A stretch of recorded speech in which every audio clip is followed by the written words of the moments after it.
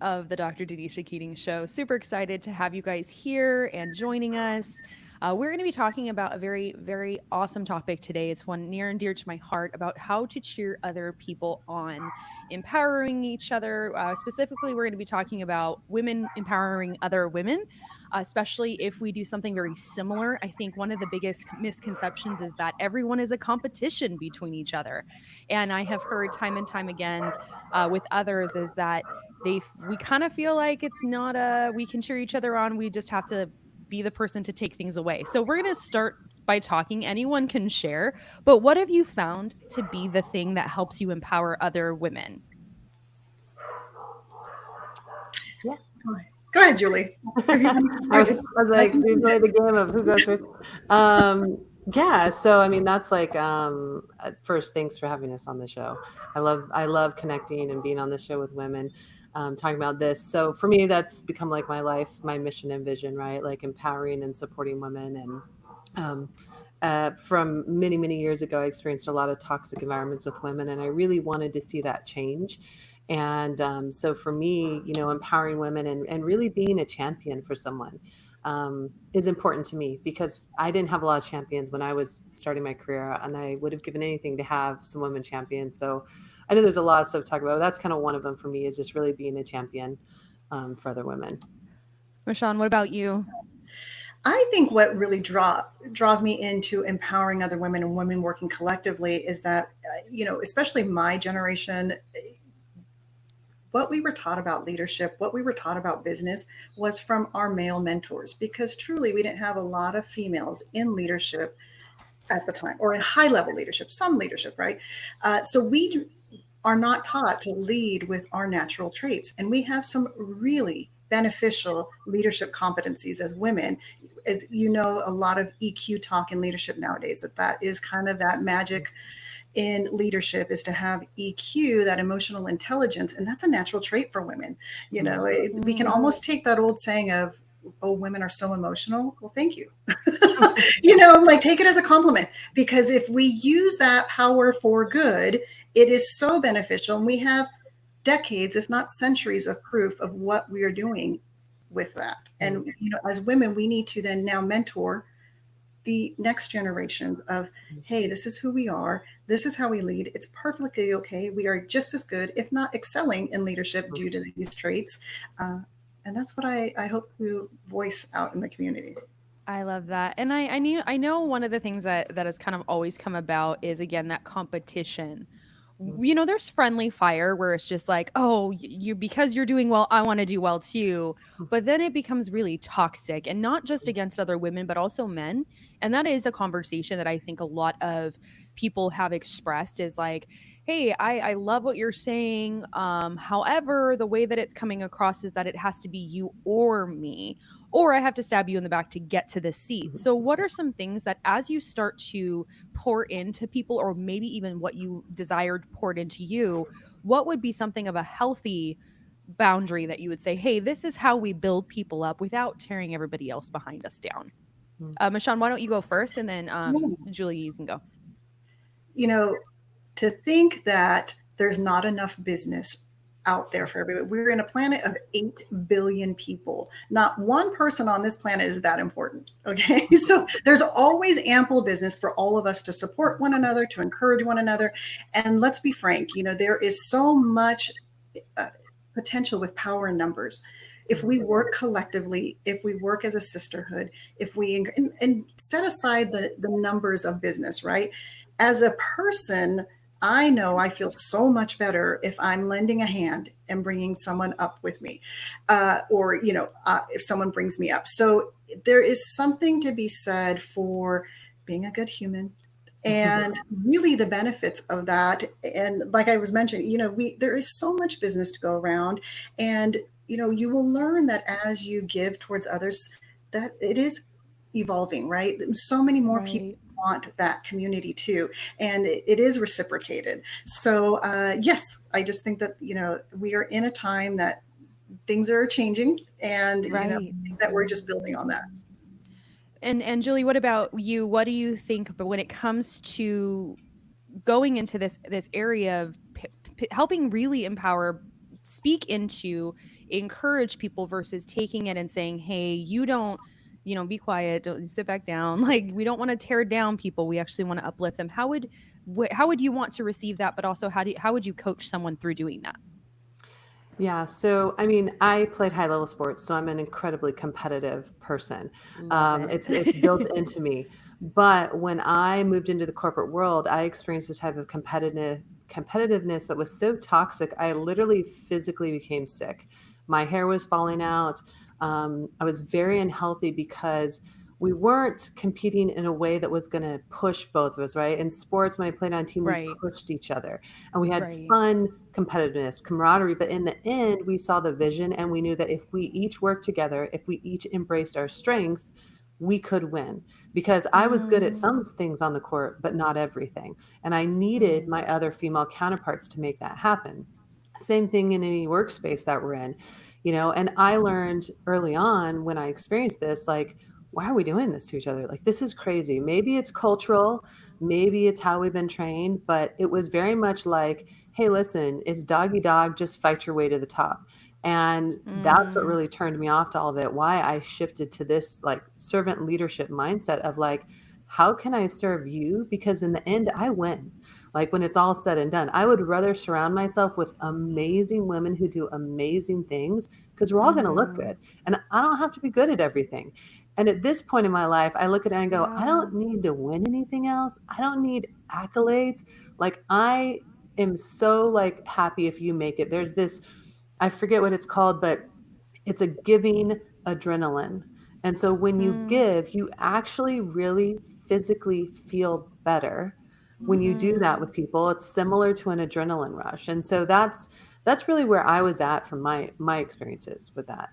I love that. We also have a third speaker here. So go ahead and introduce yourself and let us know what your thoughts are on how do we really champion people to bring people into the circle, to uplift them, but not tear them down if it's by gender, by race, by belief systems, because that tends to happen when we start talking about empowering one group over another.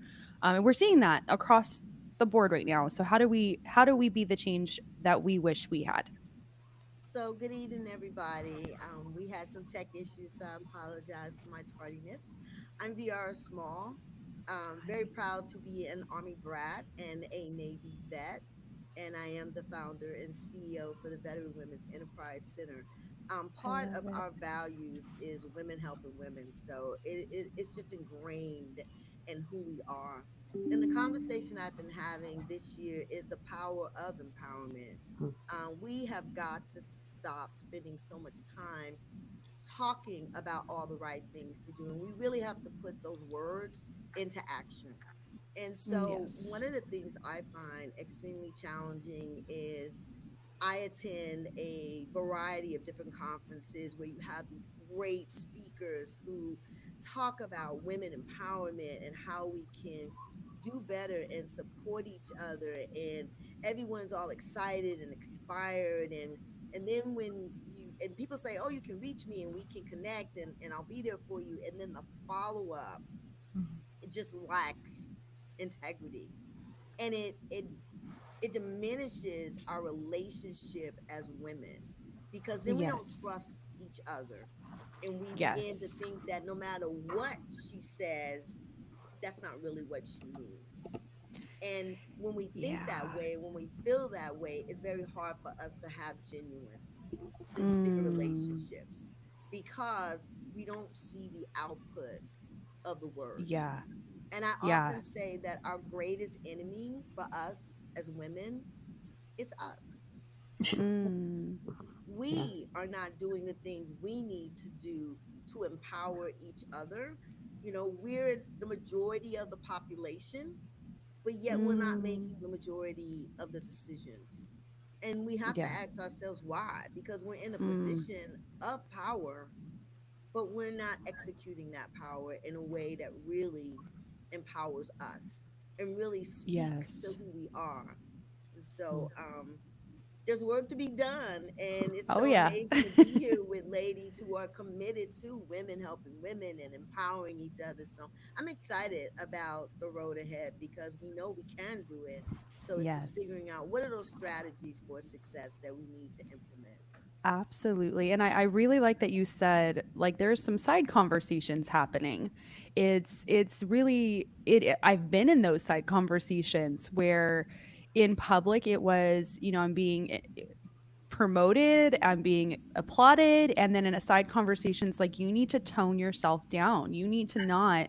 You're getting in my way. And surprisingly enough, everyone I have always been asked this question. They go, "Was that a guy?" I said, "No, it was actually a female leader, who would pull me aside in the side conversation." But there was something I was thinking of the other day, where we see people's highlight reels from social media often, and I feel like this can happen in leadership is that we show one side to a team and then behind closed doors, we show a whole different side that is not who we are. So, how do we bring in? We're talking, let's talk those strategies. How do we bring in who we are in all of our being? Because we have our own strengths, we have our own backgrounds, we have our own way of doing things that it can be very good. How do we bring those forward to use our gifts to be able to say, you know what? I can turn this organization around. I can help lead these individuals into their own success without saying I'm too loud, I'm too much. Like we are all beautifully created in our own unique ways and we all stand out. We could all say the same thing and say it four different ways, and I think that's so beautiful. But how do we start with that strategy to say show up as you 100% every day? Such a good segue, Denisha. One of the topics at our conference that Dr. Julie Ducharme is going to be speaking on is how to lead authentically. So I'm going to turn it over to her because this is right on point. I thank you. Yeah, I wrote a book called Authentically You. It was really kind of like my memoir and healing journey. Let me just tell you, when you decide to write a book about your story, you cry through half of it, which is what I did. But for me, we talk about imposter syndrome, and I was working corporate sector, wearing the black suit, putting my hair back in the bun. I was reading this book that said 101 things that women do wrong. And so as I'm reading it, it's saying, don't put a candy dish on there because that's too girly. Don't put pictures of your kids, that looks weak. Don't talk about your family. And it's going down the list, and I'm like, this is everything I love. Like I love talking about my babies and I love candy, and I was getting really irritated because I was like, but this is my essence. This is who I am. And so I remember just kind of like Mhm. throwing the book out and going like, what's the point? Like if I can't be Yeah. me. And that was really like a moment for me where you can see I'm wearing pink. I love pink, right? I used to be a tomboy, but now I love pink. But I really started like changing. I was like, you know what? I'm just going to show up and be me. And it was terrifying. But at the same time, I realized that people actually liked me being me, like, Mm. like embracing it. They appreciated my feminine side. I just had a guy the other day that said, I mean this in a nice way, but I need a feminine point of view. Will you join my advisory committee? Because I need a woman's point of view. And I said, I Mm. don't find that offensive at all. I would love to give you a point of view from a woman's perspective. So Yeah. for me, like stepping into my authentic self was really difficult. Now I don't care. I could care less what people think of me, but I think that's very hard for women because we have preconceived notions and expectations of us. And when we don't meet those, we are automatically stereotyped. Mm. So, VR, what I know in the military, it's very different. It's very, very different because a lot of you are all uniformed as well. So you're not allowed to have pink. So for you, what did that look like for you? What does that look like for you? How do you show up authentically you every single time? I think it's so important that we keep reminding everybody that a veteran looks like me. And so we've done Yes. this exercise Yes. multiple times where we've asked people to, simply close their eyes and we tell them to relax. And then we ask them to imagine a veteran. And then when they open Mm. their eyes and we ask them who they saw, it's not someone that looks like me or pretty much Mm. anyone on this panel. And Mm. so it's about redefining who people are. And in Yeah. reality, it's about not defining because you really can't define me. I can define me, but you can't define me. And when we start putting labels and definitions on people, then we start limiting them and setting all of these boundaries around them. And then you can't be who you truly are. So I'll be Mm, speaking about the truth and expanding on that and knowing the truth about you. Who are you? yes. And how Yeah. do you, as Judy said, be authentically you? And that's Mm, difficult sometimes because not everybody in the room wants you to speak up. I was in a no, that's true. situation once in a room that was majority men, and we were having a meeting, and everybody was throwing in their opinions. And of course, the guys weren't raising their hands, they just kind of jump in and say what they wanted to say. And one of the ladies in the room was literally sitting there with a hand up. And I had jumped in more than once, and I finally said, "Hey, this individual over here, has something to say." And then they finally paid attention to her, but in the end, she was upset with me for acknowledging her. Hmm. So we don't understand sometimes how the game is played. And if you don't Yeah. understand how the game is played, you can never, ever be good at it. Hmm. So if Yeah. everyone in the room is kind of jumping in and just sharing their thoughts, why do you think you need to raise your hand and be acknowledged in order to share your thoughts? Why would we think that? When we walk in the Yeah. room, why do we sit along the edge or move to the back? Why don't we take a seat Mm, at the table? And it's oftentimes because in the back of our minds, we believe we don't belong. yeah. So the Yeah. military wasn't designed for us, but we have just as much right to serve as anybody else. Mm, And so when you walk into that space, you have to own it. I yeah. deserve to be here. I'm intelligent enough to be here. I'm strong enough to be here. And I want to serve my nation like anybody else. And I'm going to do it to the Mm, best of my abilities. And you don't let anybody shrink you into a corner and Hmm. make you small. I love that Hmm. because my whole life I was taught to shrink myself. I grew up in abuse, I went to foster care, I was in some not great relationships, and along the way it was you don't get to have a you. You don't get to be you. So I stood around for a long time going like, who am I? I have no idea. Hmm. And you're saying you got to walk in the room and I'm like, but how? So how would I walk in the room and start to own it? And I want to dig deeper because I want to give someone examples. And then you can, I mean, don't give too much of your topic away.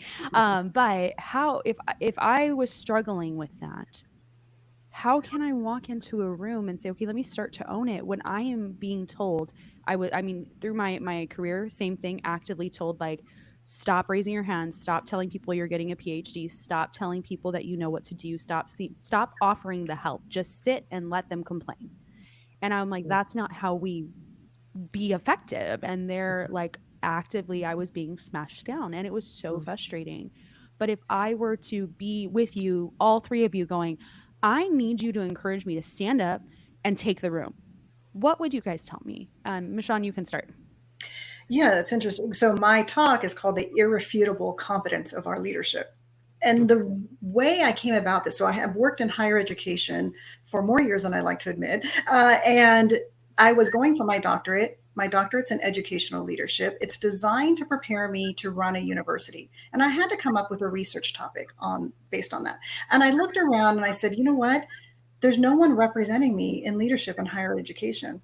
There's very few women, even fewer women of color. Right. Why? What is the, this preconceived notion that we are not effective leaders? Is there truth in that? And I wanted facts. I'm that brain. Okay. I need numbers. And I really wanted to make sure that my study couldn't be argued.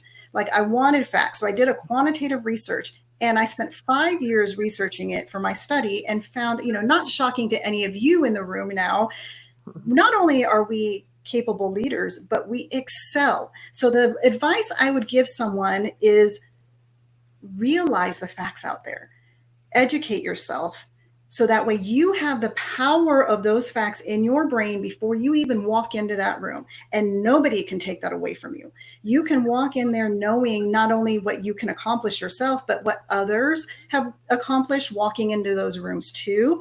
And, by constantly feeding yourself this information, that is setting a new truth for yourself.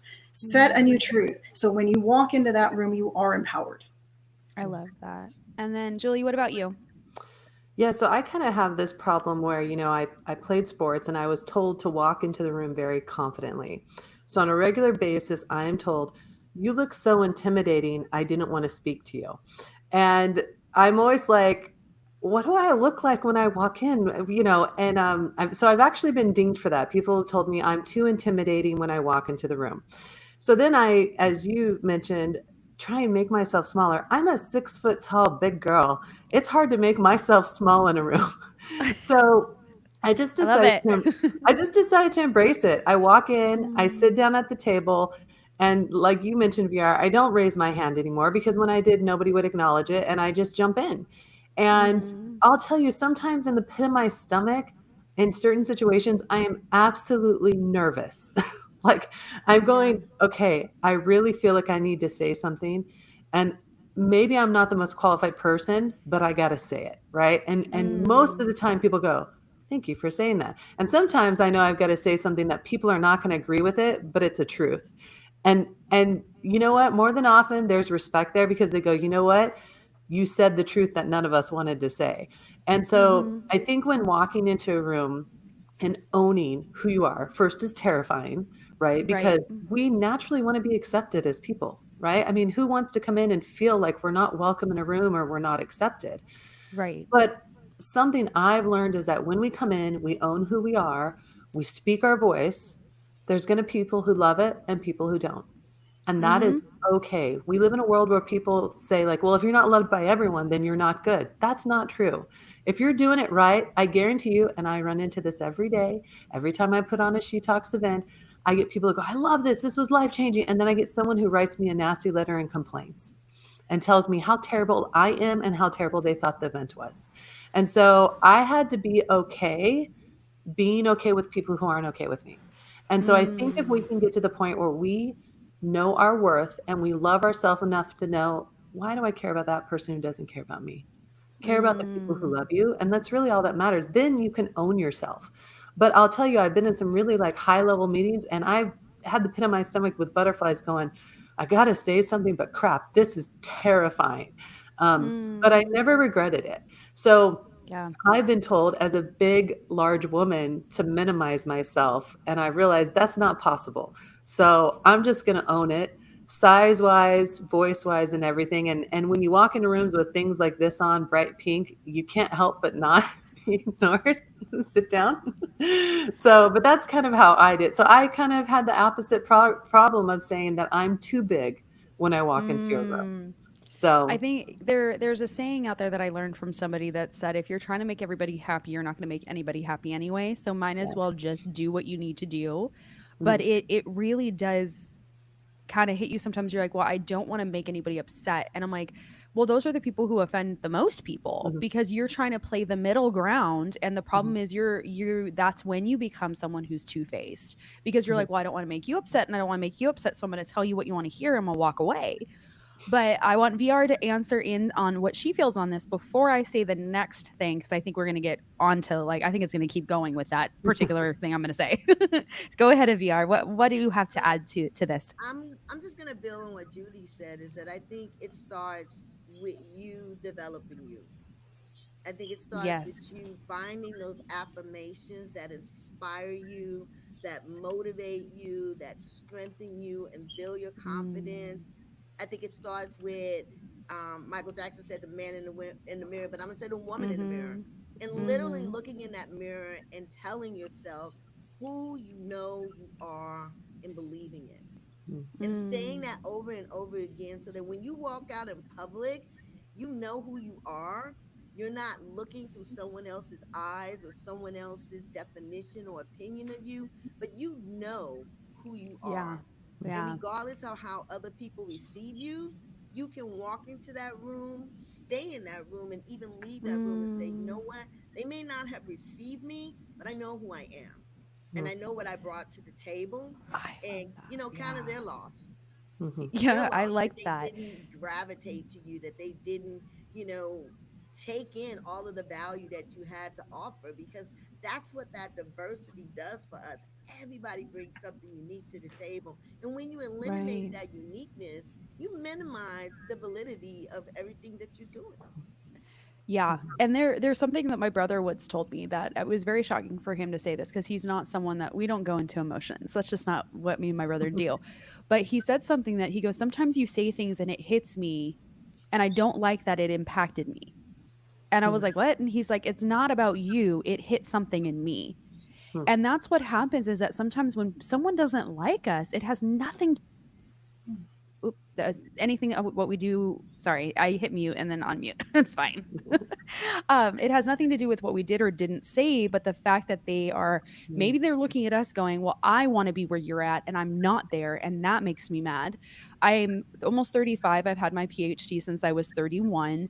And I still hear it. Like I am a professor and I do speaking events and I sit with people who are oftentimes a lot older than I am. And I have had them pull me aside and say, like, it's not fair that you are where you're at and I'm Wow. like, I am where I'm at because of the choices that I made Mhm. at the times that I made them. And oftentimes that is when I find that people are like, Mhm. I don't like what you have to say when I share my story on social media, when I'm like, hey, this is what something I experienced. And it has nothing to actually do with what I posted or what I said, but that it's triggering something in them to go, oh, I don't like that you said that. I don't like seeing where you're at. So I think that I love that we have to do research. We have to know who we are. And if we don't know who we are, we can't become a chameleon or a two-faced Mhm. person and be like, let me pick this part and that part of people around me. Because then you're not actually who you are. You're just wearing masks all the time. Mhm. And if you don't do those two things, you're not going to be able to get to this third level of play the game. Mhm. Because what this is going to look like is it's going to be the person who comes in and stabs people in the back, who takes advantage, who tries to sabotage because you're playing a different type of game. I love watching sports because I think it's just easy for me to follow when I'm like, that team's losing, that team's winning. But if you had half your team start working for the other team, you're like, you're not on my team anymore. So, how do we play the game? When you say that statement, first off, explain what you think the statement means to you. How do you play the game? And then how do you change the game in your favor? So Mhm. those are the question. How do you play the game? And then how do you change it for in your favor? What does play the game mean to you? Because to me, I've seen it something totally different. And then let's do Julie first. And then we'll do Marshawn and then we'll do VR. Gosh, playing the game. I was just thinking that is such a good loaded question. um, I've been working with focusing on women empowerment for almost 8 years. And so it's been a really interesting experience because, as you've mentioned, you think that people are playing for your teams, and then you see this shift and the change, and things you're saying Mm-hmm. make sense. I had to realize that oftentimes it wasn't me, it was them, but whatever in Mm, them was invoking that. Um, so when I say playing the game, or when I think about playing the game, I just look at it from this perspective that I want to work with women who want to empower and educate and support each other. And if mm, you're not into that, then that's fine, but I don't want to play with you. I mean, that's kind of where I'm at. I've really come I to the love point in it. my life and like, I'm a low drama mama. I don't want drama. I'm first up to say sorry if I screwed up something, and Mm, I want to leave a legacy for my daughter who's 15 mm, and for all these other young girls who are struggling. So we can't leave a legacy if we're not playing on the same team. And someone mm. needs to do it, because as I see our youth coming up who are our future leaders, it's a little terrifying. Yeah. And I don't feel like we have the support needed. So I guess the game that I play is like, listen, I'm all in to support you, to cheer you on. I want you to succeed, and I'm in. I don't want to hear your gossip. I don't want to play your mental games.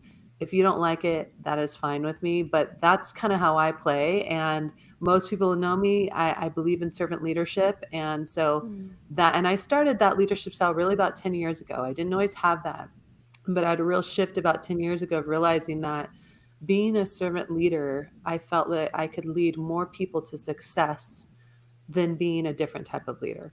And so mm, So that's kind of, I guess, if we're playing a game, that's where I'm at. And I also have learned to recognize that not every woman is in the place where I'm at, and that's Mm, okay. And they may not want to be part of what we're doing because they're not there in their life. And so I'm okay with letting them sit outside there with the door open for when they get to that point, because we all have different points in our life. We all have different situations, trauma, mm, family, husbands, wives, all of that. And so I am trying to be very empathetic to women who just aren't there yet. Not judge them, just say it's okay. You're not there yet, and I'm okay with that. So, I I mean, love that. that's kind of how I look at it.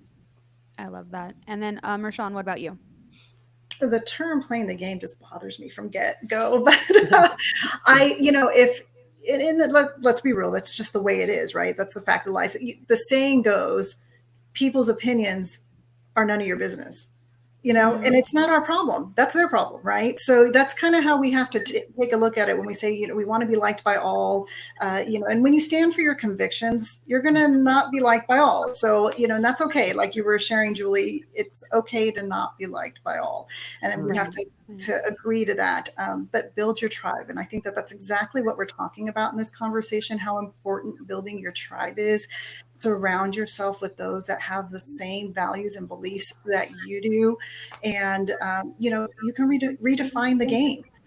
And it Mm, really will take a collective effort. It really will take a sisterhood to change the rules of the game. So if we're not mm, even playing by our own agreed upon rules and working together, how do we expect to change the system?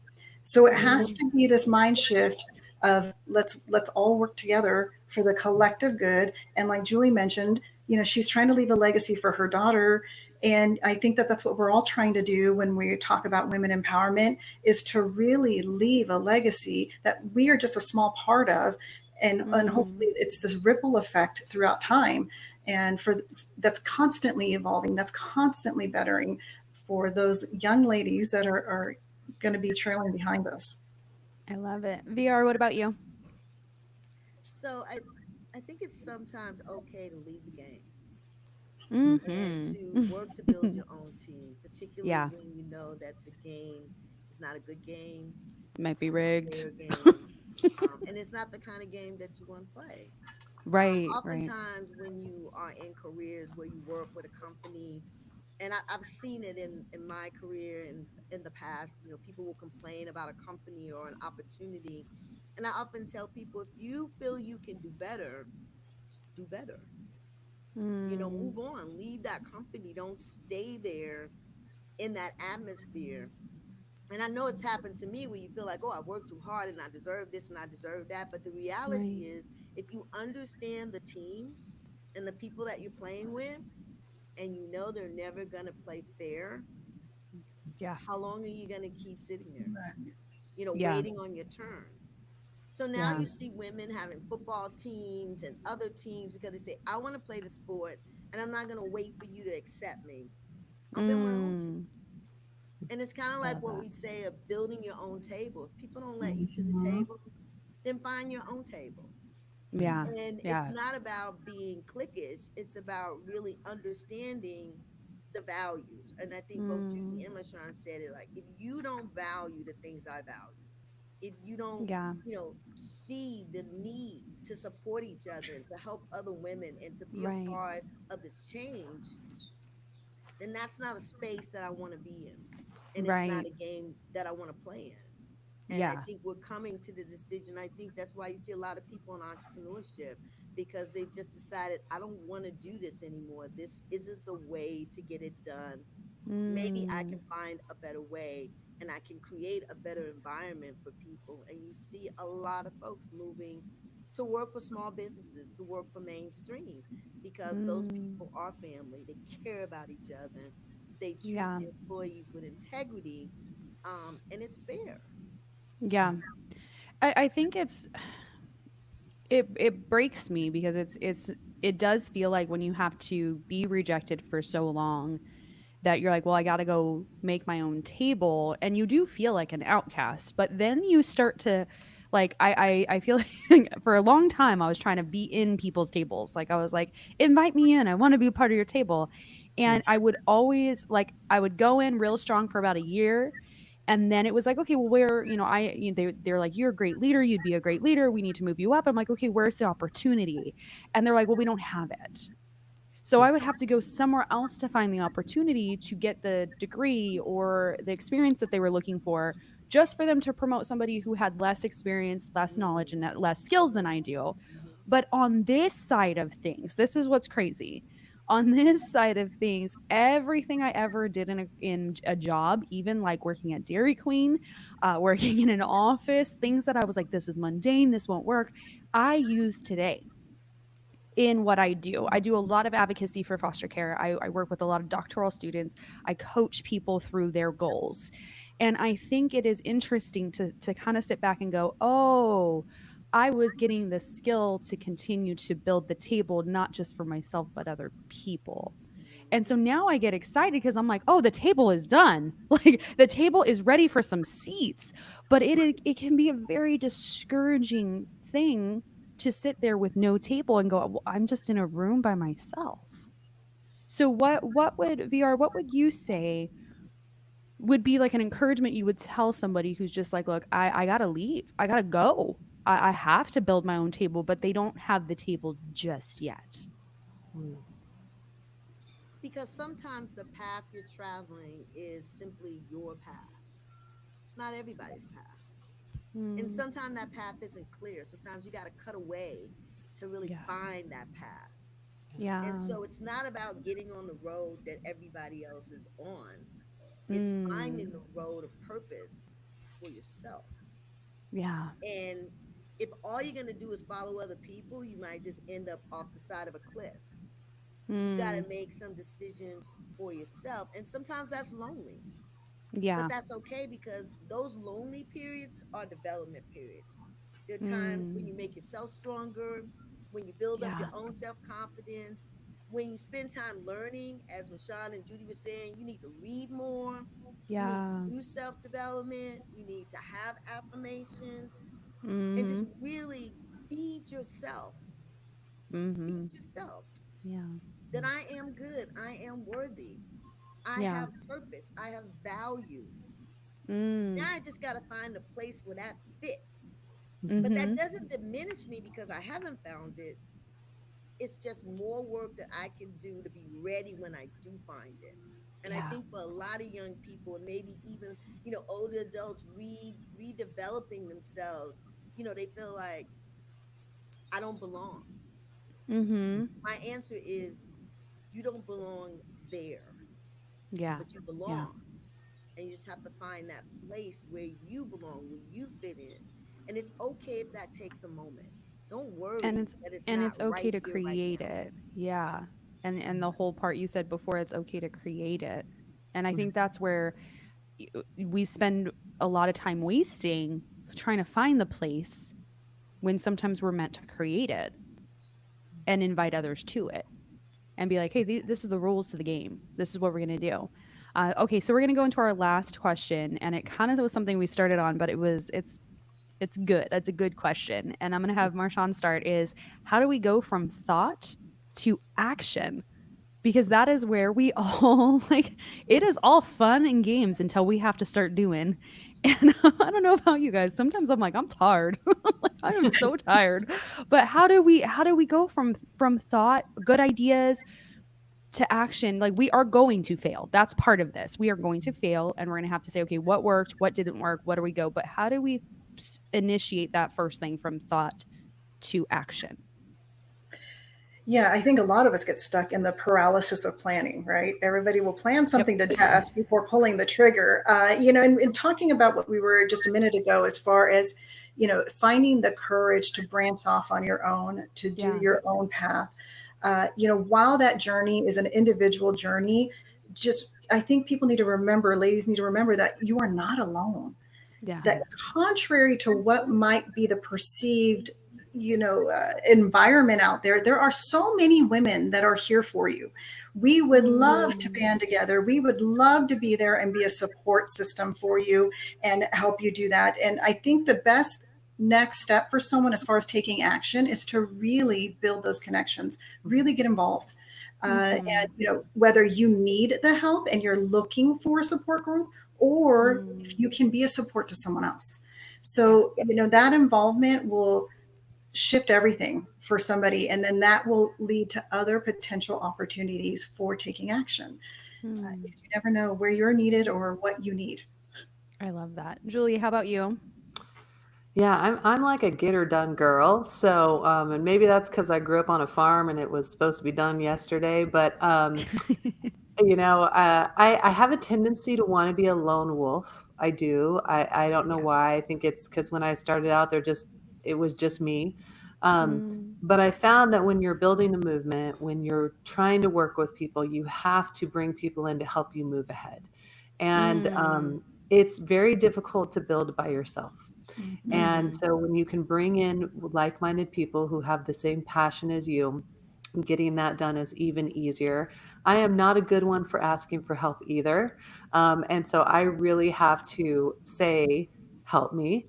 And I'm also not good at delegating because I always feel like no one's ever going to do it as good as I'm going to do it. And I know that's a terrible attitude to have. But I always think, "Oh, I can just do it faster, I'll do it."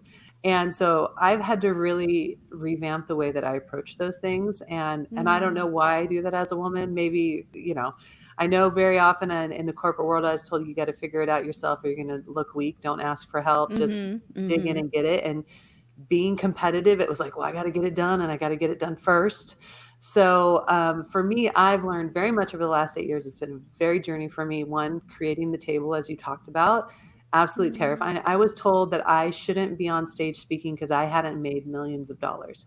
And I'm like, well, neither False. did Mother Teresa, but she had a platform. Mhm. So I Mhm. said, we'll just make our own platform. That's how She Talks came out. I said, we'll just make our platform. And guess what? We're not going to alienate anyone. Any woman can Mm. tell their story. I don't care if you have money or not. It's about your story, right? So, like, we made the table. And then it's Mm. funny how when you actually take action, people start coming and then they're Mhm. Mhm. willing to build with you.